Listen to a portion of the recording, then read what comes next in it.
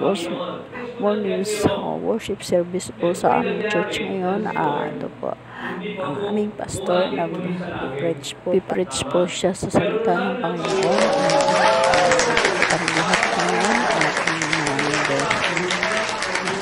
dito po nagpipreach po siya para sa salita ng Panginoon, para sa amin at para sa mga bisita. Kaya po ngayon dito po kaming lahat.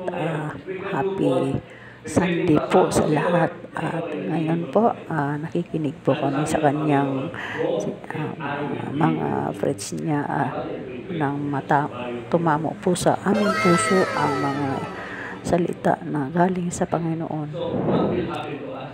Ang mga tao po na hindi pa po nakakilala sa Panginoon at makarinig po sila dito at andito mga bisita namin, mga hindi pa po nanampalataya, mga invite po ng aming mga ka-churchmate. Announcements lang po itong aming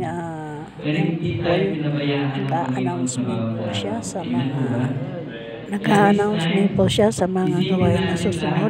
Kaya po ay nandito po na totoo talagang napakabuti ng Panginoon sa pag-iingat sa ating lahat, lalo na kapag tayo ay nasa biyahe, nasa kung saan lugar, nandun po ang pag-iingat ng young harvest po.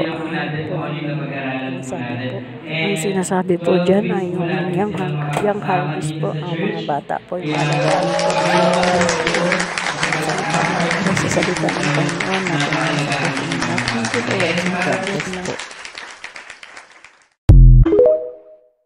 payagan ng mga magulang.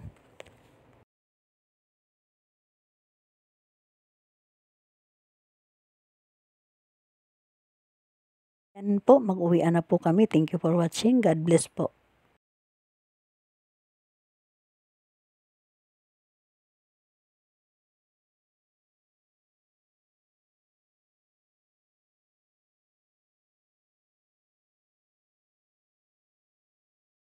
Thank you for watching. God bless po.